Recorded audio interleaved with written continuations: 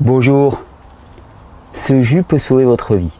Ouais, vous avez dû l'entendre pas mal de fois cette expression. Hein. Tel remède, tel produit peut sauver votre vie.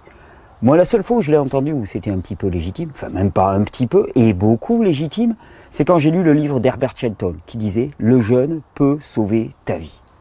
Et oui, ce jus peut sauver votre vie. D'ailleurs, comme tous les jus, comme tous les fruits, comme tous les légumes. Mais en fait, ce qui sauve votre vie, et vous l'avez déjà compris si vous regardez ces vidéos, c'est pas les jus, c'est pas les remèdes extérieurs. Ce qui sauve notre vie, c'est le vivant. C'est notre nature d'être vivant. Ça, on a oublié de le dire, j'insiste lourdement là-dessus. On a oublié de nous le dire. Il y a une différence fondamentale entre une machine, un être non vivant et un être vivant. Qu'est-ce que c'est que la vie? La vie, par essence, c'est la capacité à la régénération. C'est la capacité à l'auto-réparation. C'est cette fameuse loi de l'homéostasie qui veut que tout système vivant revient spontanément à son point d'équilibre, de pleine santé, d'épanouissement. Si ça, c'est pas une bonne nouvelle, mais ça, on te l'avait pas dit. Non, on te l'avait pas dit. On t'avait dit, bon, machine, humain, non, mais c'est pareil. Non, non, tout être vivant revient spontanément à l'état d'équilibre, en l'absence de perturbations. Et c'est ça le jeu, c'est d'arriver à cibler ces fameuses perturbations. Et pour revenir à cet état d'équilibre, il fait comment l'organisme, le corps humain en l'occurrence?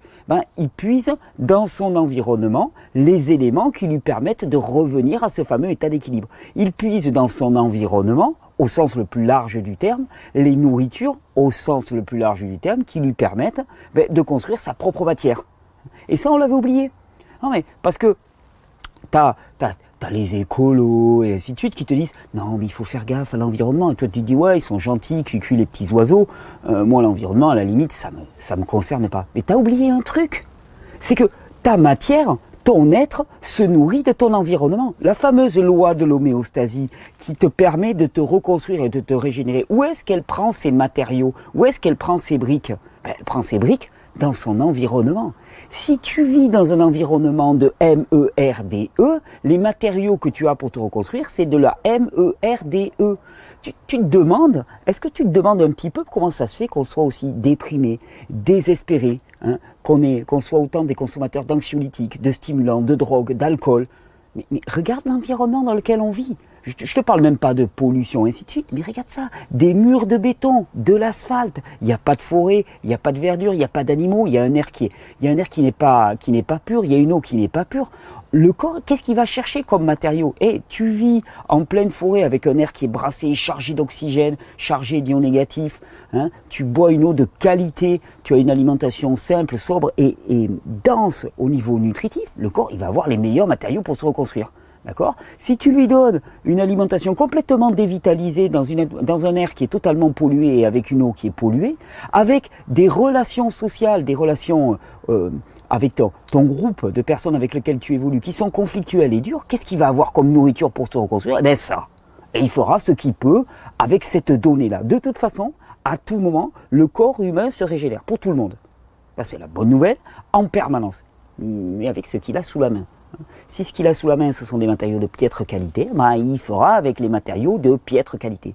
Si ce qu'il a sous la main, c'est des matériaux d'excellente qualité, alors il se régénérera avec les matériaux d'excellente qualité. Et l'environnement fait tout dans la réparation. Et parle à des marins, ils te disent bien, quand tu es en mer, par exemple, si tu te coupes, ta plaie, elle cicatrise plus difficilement. Parce que on est dans un milieu, un environnement qui est particulièrement corrosif. Une personne très fatiguée va se couper, son système immunitaire ne va pas être aussi efficace et ça va se cicatriser plus lentement. Tout est dépendant de notre environnement. On a oublié que nous étions partie prenante de notre environnement, mais pas de façon intellectuelle. C'est juste que toute notre nourriture, qu'elle soit alimentaire, qu'elle soit spirituelle, qu'elle soit émotionnelle, qu'elle soit relationnelle, que ce soit l'air, l'eau, toute notre nourriture, tout ce qui nous alimente en permanence et qui constitue notre matière, puisque le corps prend cet extérieur pour en faire notre matière, l'incorporer, passer du non-soi au soi, toute cette nourriture, elle détermine qui nous sommes. On te rebat les oreilles avec la génétique. La génétique ceci, la génétique cela. La génétique, quelque part, c'est te dire, écoute, c'était à la naissance, pas de bol, ça t'est tombé dessus, t'as tiré le mauvais cheval, et puis de toute façon, ta vie, elle sera pourrie. C'est tout. Oh, allez, je vais te donner un petit speed, un petit coup d'alcool pour faire passer la pilule, mais ne la ramène pas. De toute façon, c'était comme ça, c'est donné, c'est génétique. En plus, génétique, quand on te parle de génétique, on te parle de génétique cellulaire. On a oublié qu'il y avait tout un génétique bactérien, ce qu'on appelle le microbiome, qui est plus de 10 fois plus important. Mais bon, soit passons, Pasteur était passé par là, donc le dogmatisme était rentré en marche. Et donc on te dit, voilà, ta génétique, c'est ça.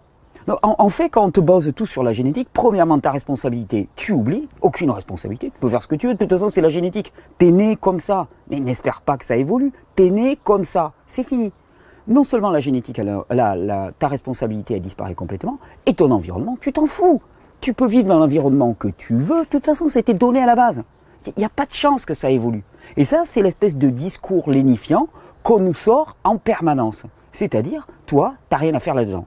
T'es pas un paramètre de l'équation. Il y avait la donnée à la base, ça se déroule. Et mais entre diagnostic et pronostic, on a oublié un truc, il y a toi. Diagnostic, pronostic, toi. Moi, je suis là et qu'est-ce que je fais maintenant au quotidien? Comment est-ce que j'infléchis un petit peu cette fameuse génétique? On sait très bien que la génétique ne s'exprime que dans un environnement. Il est comment, ton environnement? Tu veux connaître le problème? Regarde dans ton environnement. Et sors la tête par ta fenêtre. Oui, c'est une vraie phrase ça. Sors la tête par ta... Ouais, sors la tête par ta fenêtre, ça me faisait bizarre comme phrase. Sors la tête par ta fenêtre et regarde autour de toi. Regarde un petit peu les gens avec qui tu vis. Regarde le métier que tu fais. Mais je te dis pas de le jeter, ou regarde-le. Observe-le avec honnêteté. Regarde ce que ça te donne comme joie, comme épanouissement. Regarde ce que cette nourriture t'apporte. Est-ce que c'est une nourriture qui t'apporte de la vie ou est-ce que c'est une nourriture qui est complètement dévitalisée? Comment tu veux construire des tissus sains à partir d'un truc qui est emballé, qui a plus de 8 mois d'espérance de vie en boîte? Mais attends, s'il y avait de la vie là-dedans, ça pourrait pas rester 8 mois enfermé dans une boîte. Prends des fruits et des légumes, tu les mets dans une boîte fermée, laisse-les 8 mois et tu vas voir ce que tu vas retrouver à la fin. Ça sera complètement digéré, ça sera une espèce de boue, qui aura été une espèce de culture bactérienne, parce qu'il y a de la vie là-dedans. Un truc qui reste 8 mois en sachet, ou même 2 semaines, 3 semaines sans bouger, c'est pas bon signe, les gars. Ça sent le macabé, ça. Et ça, on l'a pas réalisé. Oh, ça n'a aucune importance. De toute façon, non, génétique. T'es né comme ça, ta vie sera pourrie.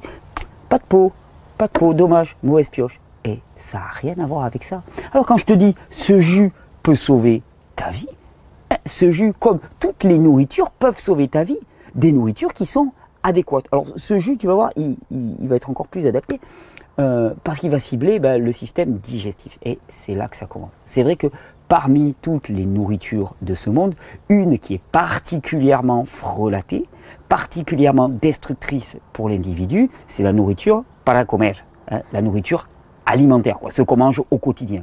Parce que ce qu'on mange au quotidien, on s'en envoie des kilos et des kilos et des kilos. Des kilos d'une nourriture qui est privée de micronutriments, qui n'est pas dense nutritionnellement parlant, d'une nourriture qui est dévitalisée, d'une nourriture qui contient énormément d'additifs, d'une nourriture qui est traitée aux pesticides. Mais fais la liste. Je veux dire, il faut vraiment qu'on soit simplé pour s'être fait balader à ce point-là. Pour se dire en permanence, on va se balancer des additifs, des pesticides, une nourriture qui n'a plus de micronutriments, de minéraux, de vitamines, et être en bonne santé avec ça.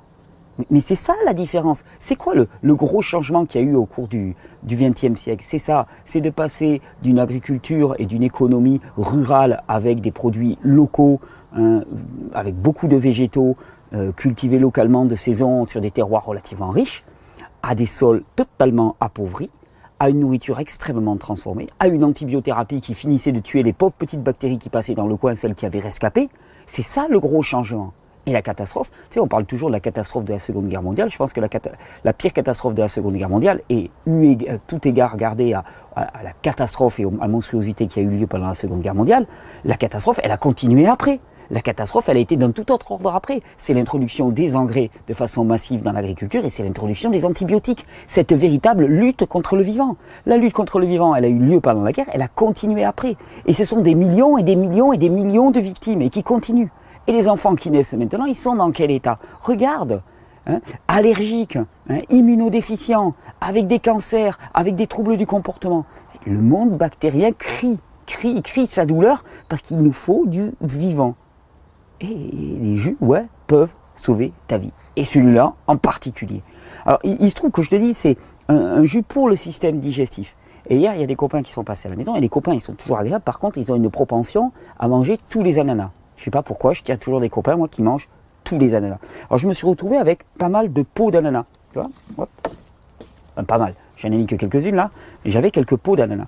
Et je me suis dit, ouh, pot d'ananas, surtout si l'ananas est bio, hein, dans la peau d'ananas, il y a de la bromélaïne. Hein, la bromélaïne, c'est une enzyme extraordinaire. La bromélaïne, c'est une enzyme extraordinaire qui a la propriété de dissoudre tous les déchets protéiques hein, dans l'organisme. Tu sais, tous ces petits bouts de protéines, tous ces repas mal digérés parce que tu n'as plus assez d'acide chlorhydrique, parce que tu es stressé et fatigué, tous ces repas mal digérés qui restent dans l'intestin et qui putréfient. Et quand ça putréfie dans l'intestin, ben, c'est pas bon signe. Ça fait des productions de méthane. Et le méthane, hein, ce gaz, ben, il sort par en bas ou par en haut, ça te donne cette mauvaise haleine, hein. Ça donne aussi cette odeur dans les toilettes. Tu t'es jamais posé la question? Tu vas aux toilettes, quand tu sors des toilettes, ça pue. Mais ça sort d'où ce qui est dans la toilette? Ça sort de toi. C'est pas bon signe si c'est à l'intérieur, que nous soit dit. Bon, il vaut mieux que ça soit à l'extérieur qu'à l'intérieur. Mais il n'empêche, ça renvoie pas une belle image de ton système intérieur. La bromélaïne dans l'ananas est un formidable nettoyant. Tous les enzymes sont là pour accélérer les réactions de décomposition. Il va venir manger littéralement tous les déchets dans ton tube digestif. Alors je me suis dit, tiens, ben, j'ai de l'ananas, on va se faire un jus pour le système digestif. Alors pour le système digestif, ananas avec la bromélaïne. J'aurais pu prendre de l'ananas entier. Là j'ai pris... j'avais que les pelures. Alors c'est sympa parce que moi j'aime bien les passer comme ça, parce que comme ça je mange l'ananas, j'adore l'ananas à la croque, et la pelure, qui est la partie la plus chargée en bromélaïne, hop, elle se retrouve dans le juicer. Alors il faut la couper quand même un petit peu parce que le juicer n'aime pas trop les pelures de fruits et de légumes. Enfin je dis ça, moi je ne me gêne pas pour les utiliser, mais je sais que ça les fait un peu forcer, comme avec le citron. Donc ananas, bromélaïne, très digestif. Ensuite, alors attends, j'en coupe un petit peu, on va pas tout passer. La peau est très dure. Ça, c'est l'avantage aussi des extracteurs de jus. Tu vois, les peaux d'ananas, t'en ferais rien. Bon, mais là, hop, tu extrais tout le jus que tu peux encore extraire. Tu extrais la bromélaïne, tu as la partie la plus nutritive. Encore une capacité à recycler du matériau. Ça, c'est excellent. Alors, bien sûr, il faut que vos ananas soient bio. Parce que sinon, se faire un concentré de pesticides, je ne vous le recommande pas. Bon, alors à ça, qu'est-ce que j'ai ajouté? Je me dis, bon, un jus digestif. Immédiatement, digestif. Betterave, c'est la plante du système digestif. Ça nettoie le foie, ça nettoie le sang. Enfin, quand je dis ça nettoie, ça participe au nettoyage du foie, ça participe au nettoyage du sang, que les vrais hygiénistes authentiques ne tombent pas dessus. Et surtout, ben, la betterave a une capacité à booster la production de sucre digestif, d'acide chlorhydrique. Tu sais, tu as entendu parler du citrate de bétaïne pour la digestion. Pour augmenter la production de bile par le foie, par exemple. Bétaïne, ça vient de betterave. La bétaïne, c'est l'un des principes actifs majoritaires de la betterave. Alors là, j'avais des belles betteraves avec les fans. Les fans, eux, contiennent de l'acide oxalique. Et l'acide oxalique, eh bien, il va participer au bon péristaltisme intestinal, à la circulation des sels dans ton tube digestif. Je sais, c'est pas très glamour d'en parler. Pourtant, c'est ce qui fait 100% de ta santé. Donc, j'ai pris les fans très riches en acide oxalique, donc ils vont favoriser le péristaltisme intestinal. Et puis, une belle betterave. Regardez-moi cette couleur. C'est fantastique. Fantastique. Betterave ananas, je crois que ça c'est du jus fabuleux aussi. Allez, je vais en mettre une betterave, comme je le fais pas que pour moi ce jus, je vais y aller tout doux. Parce qu'effectivement, la betterave conduit aussi à pas mal de détoxification. Donc voilà, les premières fois, pas aller trop fort, parce que sinon tu ressens les nausées. Et puis à ce moment-là, la nausée, ça veut dire simplement que le foie est en train d'être trop nettoyé. C'est pas grave, ça veut juste dire que tu es allé un petit peu trop fort sur le foie. Après, qu'est-ce que j'ai pris? Alors j'ai pris, là j'avais pris un demi-fenouil. En vérité, je vais vous dire, moi j'ai fait mieux que ça. Je suis passé dans le jardin et il y avait un peu des verdures de fenouil là qui repoussaient, des petites repousses. Et ça aussi, c'est quelque chose de fabuleux. Le fenouil, plante carminative. Carminative, ça veut dire que ça va faire partir les gaz. Ça fait partir les gaz dans l'environnement. Tant mieux, toi tu t'en débarrasses. Tous ces gaz qui sont en fermentation, tout est issu des fermentations dans ton tube digestif. Ça aussi, on se dit, ben, j'ai des gaz. Mais pourquoi tu as des gaz? Déjà posé la question, moi quand j'étais petit, je dis, j'ai des gaz. Je ne m'étais pas posé la question. Personne n'est venu me l'expliquer. Tu as des gaz parce que tu fermentes. Et pourquoi est-ce que tu fermentes? Parce que ça ne circule pas assez vite, parce que ça colle aux parois, parce que tu as des déchets non digérés, parce que si c'était digéré, il n'y aurait pas de fermentation. Ouais, mais alors attends, je vais te dire un autre truc. Si tu fermentes, ça veut dire que des bactéries ont produit des gaz. On est d'accord. Il y a un bon grand nombre de bactéries qui produisent des gaz. Sauf que quand elles produisent des gaz, elles produisent autre chose. Elles produisent des acides. Parce que toute bactérie qui vit produit des acides et des gaz, comme tout système vivant qui produit, rejette de l'acide. Le corps humain, hein, son déchet métabolique est acide, acide lactique pour les muscles, acide phosphorique pour le cerveau, acide carbonique hein, pour la respiration. Mais tout le processus de vie est la production d'acide. Vivre, c'est s'acidifier. Et c'est pas un problème. Simplement, il s'agit d'y répondre aussi en apportant une alcalinisation en regard de cela. Vivre, c'est s'acidifier. Vivre, c'est mourir. Vivre, c'est consommer. Pas de souci avec ça. Vivre, c'est s'adapter. Pas de souci avec ça. Il s'agit juste de contrebalancer. L'humain est un être de balance. Bon, et bien avec le fenouil, tu vas pouvoir évacuer ces gaz. J'étais en train de dériver, tu as vu? Je reprends. Le fenouil va permettre d'évacuer ces gaz. Et d'ailleurs, la plupart du temps, on te vend les bulbes de fenouil. Ah, ils sont jolis, rien contre le fenouil. Mais tout blanc. Blanc, ça veut dire pas hyper chargé en micronutriments. Regarde-moi quand tu as ces verdures là, chargées de chlorophylle. Et ça, d'habitude, on le coupe et on le jette. Ce monde jette de toute façon la meilleure partie. La plupart du temps, de tous les légumes. Ça va te jeter les fans de blettes, ça va te jeter les fans de fenouil. Récupère-les, profitez-les des failles de ce monde, hein, de manière à avoir la meilleure nutrition. Donc j'ai ananas, qui va, avec la bromélaïde, nettoyer le tube digestif, betterave, extraordinaire, les fans de betterave, péristaltine intestinale, le fenouil pour libérer le gaz. Allez, moi j'ai rajouté un petit bout de gingembre, là aussi, qui est extrêmement digestif, qui va aider à assainir, à libérer les gaz. J'aime beaucoup. Et puis, ouais, alors, ça c'est pour le plaisir, c'est pas obligatoire, mais moi j'ai tendance à mettre une petite gousse d'ail dans tous mes jus. J'adore le contraste avec l'ail. L'ail, là aussi, ça contrôle les populations fongiques, ça nettoie tout le tube digestif, ça contient du soufre. Là aussi, hein, je préfère les principes aux règles. Hein. J'essaye de ne pas élaborer des règles, mais plutôt des principes. Principe, le soufre nettoie le tube digestif, tout le système digestif et le système respiratoire. Ok, où est-ce qu'il y a du soufre? Dans le chou, dans le radis, dans l'ail. Ok, alors tu cherches des produits pour aider au nettoyage du tube digestif, et du système digestif et du système respiratoire. Tu vas chercher des plantes qui contiennent du soufre. De l'ail, du chou, tu mets ce que tu veux. Il s'agit que ça contienne du soufre. Ananas, fenouil, betterave. Là j'ai mis une betterave avec ses fans. Ananas, j'avais un demi-ananas, la peau d'un demi-ananas. Si tu prenais de l'ananas tout court, tu aurais un quart d'ananas. Et puis gingembre, ail, et puis en fenouil, voilà, j'ai pris un petit peu de sauce verdure. Peut-être que je mettrai un petit peu de... Voilà, allez, je vais prendre un quart du bulbe de fenouil, bien qu'il soit ouvert. Je vais prendre des parties aériennes. Le reste sera utilisé autrement. Voilà. Et puis on est parti pour passer tout ça en jus, bien sûr. Allez. Alors l'ananas, c'est pas le truc le plus facile à passer en jus. Il vaut bien alterner. Mais bon, on y arrive quand même. Je passe toujours moi le gingembre et l'ail dès le départ pour éviter d'avoir un extracteur de jus qui sent l'ail pendant plusieurs heures. Et le fenouil est excellent pour décongestionner. Donc tu vois, le secret quand tu fais des jus comme ça, c'est de vraiment alterner. Alterner pour éviter que ça bouche. Hein, et laisser à l'extracteur le temps de passer un petit peu tous les produits.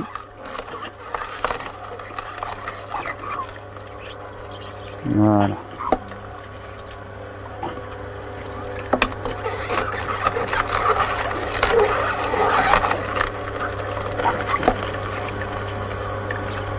Hop, ça commence à sortir. Allez, maintenant j'ai passé cette verdure. Ah, ça sent bon l'ail. J'adore mettre de l'ail dans l'extracteur de jus. Ça a quand même un parfum assez extraordinaire. C'est pas le truc auquel on pense a priori, mélanger de l'ail et des fruits. Et pourtant, je vous garantis que le mélange est assez fabuleux. Alors, l'intérêt avec ces extracteurs, c'est qu'il y a une molette là. Ça permet de serrer et de tirer une fibre particulièrement sèche. Alors, au départ, elle a un peu de mal à sortir. Il faut l'aider un petit peu. Alors le fait qu'on serre plus et qu'on a une meilleure extraction, ça fait que, bon, bien sûr, la tête bouge un tout petit peu plus, ça force un tout petit peu plus. Par contre, voilà, en termes de qualité de jus, c'est ce que j'aime beaucoup avec ces nouvelles générations d'extracteurs. Cette molette réglable là qui change un petit peu tout.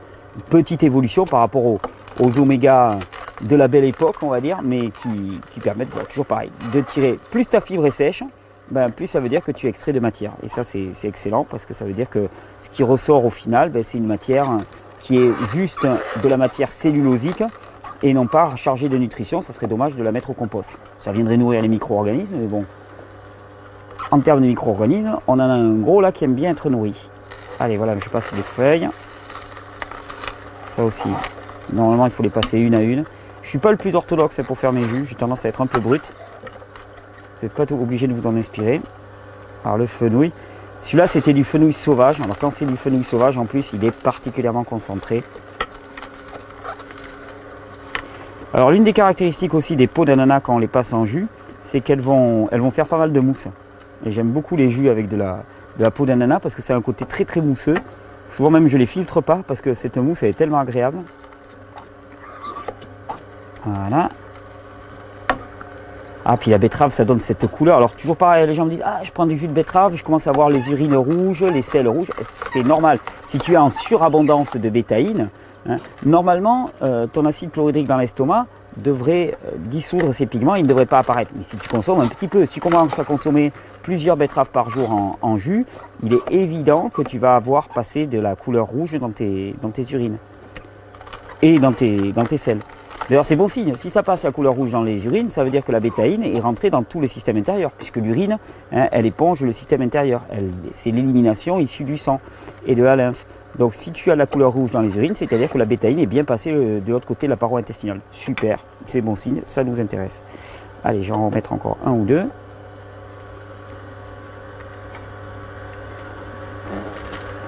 Ça sort pas si mal, je pensais que ça allait être plus dur avec l'ananas. D'habitude c'est plus compliqué avec les ananas. Le fait d'avoir cette nouvelle vive de serrage. Alors quand on a des produits comme ça qui sont très mous, pommes, ananas, ça vaut le coup de faire un petit effet de pompe comme ça. Ça permet de faire tomber un petit peu plus de jus. Vous amusez pas quand même à faire un jus pur peau d'ananas, ça risque de faire saturer les extracteurs. Ça, j'en connais aucun qui s'en sorte bien avec ça. C'est pas leur domaine de prédilection. Hop, un petit coup de betterave. Et je pense qu'on va être bon. Tu vois, la grosse différence là, tiens ça on va le remettre là. La grosse différence ici, hop, attends, non, on aurait pu mettre quand même un petit peu de fan. Puis, histoire de les faire, j'adore quand ça descend. C'est très gamin, mais j'adore les voir disparaître dans l'extracteur. Voilà, puis on va laisser couler. La grosse différence, c'est qu'on arrête de lutter contre la maladie et on nourrit la santé. Mais pour nourrir la santé, ben, on prend conscience que c'est notre environnement qui détermine notre état de santé. L'équation n'est pas plus compliquée. Notre environnement détermine notre état de santé. Si tu es dans un environnement qui est sain, qui est riche, qui est riche d'interactions, de nutriments, d'air de qualité, d'eau de qualité, ben, ton homéostasie corporelle va pouvoir se nourrir de ces matériaux. Si tu es dans un environnement qui est pauvre, pollué, ben, ton corps, ton homéostasie va trouver les matériaux qu'elle pourra. L'équation n'est pas plus compliquée et il ne faut pas aller chercher plus loin. Je finis ça, voilà. Hop, petit verre, on va garder toute la mousse. Regardez-moi ça. Hein, quand je te parle de environnement, mais ton alimentation, ça fait partie de ton environnement. Ouh, à haute santé.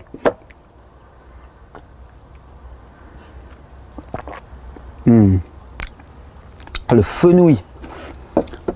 Ah, le fenouil avec la betterave et l'ananas, le fenouil il donne un côté un petit peu frais, en plus c'est délicieux. Ça c'est extraordinaire en plus. Je veux dire, quand on te parle de nourrir ta santé, de prendre soin de ton environnement, ça donne du plaisir qui plus est. Tu vois, on s'est persuadé que la santé, que toutes ces questions-là, c'était des choses rébarbatives à coups de gélules et tout. Oui, parce que tout ça c'est faux, c'est archi faux. On nous vend une fable en permanence sur nous-mêmes, sur qui nous sommes, sur là où nous en sommes. Tiens, il n'y a pas longtemps encore, je lisais un article, un fabuleux article sur un anthropologue ou un paléontologue australien qui a fait des recherches à partir de traces de pieds hein, qui avaient été marqués dans l'argile. Un homme de moins de 10 000 ans. Hein. Puis il a déterminé, à partir de la foulée, hein, de la distance qu'il y avait entre deux pas, la vitesse à laquelle cet homme se déplaçait, moins de 10 000 ans. Il a déterminé que le gars, en courant pieds nus dans la boue, hein, il se déplaçait à 38 km/h. Tu prends Usain Bolt actuellement, hein, qui a explosé tout le monde, il court aux environs de 44 km/h. Le gars, il courait pieds nus dans la boue à 38 km/h. On a fait un petit peu la corrélation, on s'est dit, s'il était sur une piste, quelque chose de plus dur, il courait à presque 48 km/h. Explosé Usain Bolt. Et comme il y a quand même des chances hein, que ça soit pas spécifiquement le Usain Bolt de l'époque hein, qu'on ait pris juste à l'instant où il était en train de battre le record du monde, on peut se dire que ben, certainement un grand nombre de personnes à cette époque-là couraient à des vitesses proprement hallucinantes à notre époque, de manière régulière et sur de longues distances. Et pourtant, on nous sort en permanence que nous sommes des surhommes, que nous sommes le climax, l'accomplissement de toute notre humanité. Et 20 000 ans d'histoire humaine pour en arriver à l'homo 21e sièclus. Voilà, l'homo 21e siècle, bourré de cachetons. Regarde la réalité en face. Bourré de cachetons dans un environnement qui est un environnement dégueulasse. Regarde ce qu'on en a fait, un désert. Chateaubriand disait, la forêt précède les peuples, le désert les suit. Regarde ce qu'on est capable de faire. On est capable de détruire une forêt d'abondance en désert. Tu vas dans la montagne, tu t'y sens bien. Tu vas dans des régions tropicales, tu t'y sens bien. Hein. Pourquoi tu ne te sens pas bien chez nous? Pourquoi? Parce qu'on en a fait un désert. Notre folie a tout bitumé. Notre environnement détermine qui nous sommes. Nous sommes à l'unisson de notre environnement. Alors qu'est-ce que tu mets dans ton environnement? Qu'est-ce que tu mets dans ton assiette? Qu'est-ce que tu mets dans ton cercle d'amis? Ça aussi c'est important. Est-ce que tu vis avec des gens qui sont en permanence de critiquer, de négativer, de voir toutes les difficultés du monde, de pester, de cracher sur cette société? Ou est-ce que tu es avec des gens, avec des fous furieux qui rêvent, qui se disent, ben le désert, on va faire l'inverse de ce qui a été fait jusqu'à présent. On va inverser le désert, on va reverdir le désert, comme dirait Jeff Lawton. Est-ce que tu vis avec des fous comme ça? Est-ce que dans ton assiette, tu mets une alimentation qui est riche? Est-ce que ton eau, est-ce que ton air sont de qualité? Est-ce que tu fais en sorte qu'ils soient de qualité? Est-ce que ton environnement familial, les relations que tu vas avoir dans ta famille, dans ton boulot, est-ce qu'elles sont nourrissantes? C'est ça qui va faire qui tu es. Le but, c'est pas de prendre soin des autres pour le bien des autres, c'est d'abord pour ton bien à toi, parce que tout ton environnement détermine qui tu es. Il n'y a pas de salut individuel, c'est pas possible, ça n'existe pas. Tu ne peux pas être séparé de ton environnement. Ton homéostasie s'exprime dans son environnement. Alors ouais, ce jus peut te sauver la vie, comme tous les jus, comme toute l'alimentation qui est propice à la vie. Alors qu'est-ce que tu mets dans ton corps? Qu'est-ce que sont tes relations avec les autres? Qu'est-ce qui te nourrit? Parce que ce qui te nourrit, c'est ce qui va te constituer. Tu es à l'unisson de ta nourriture. Eh, on avait oublié de te le dire.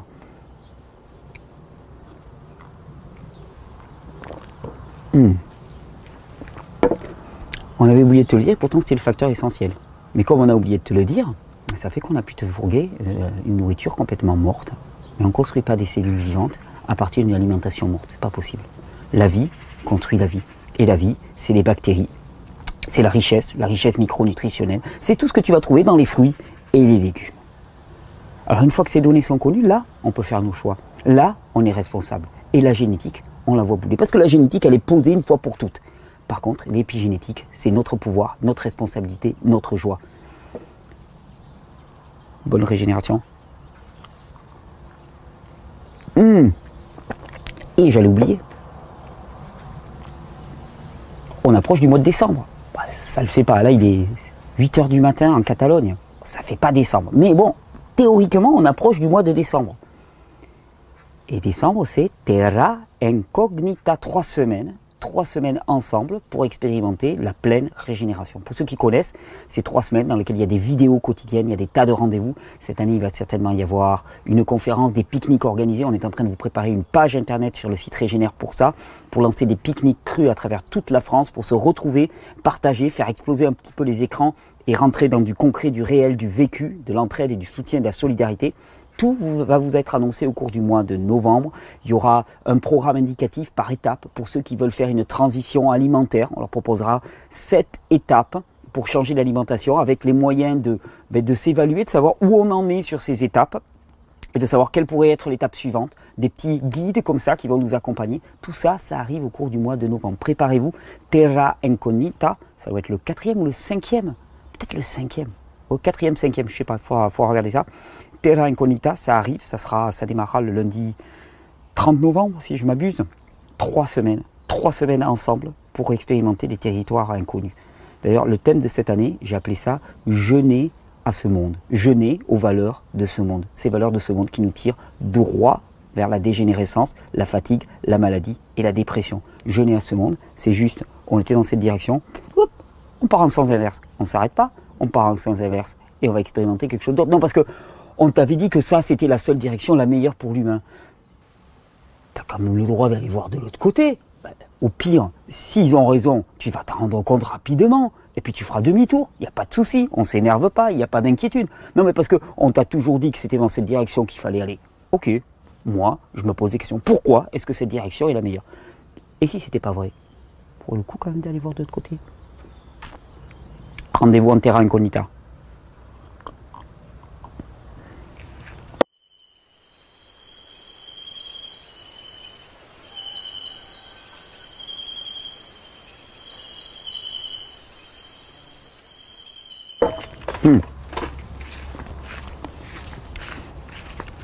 Souvent je les rate les jus, mais celui-là il est super bon. Enfin, je les rate. Dans les recettes, je les rate. Mais je le dis pas, ça se voit pas.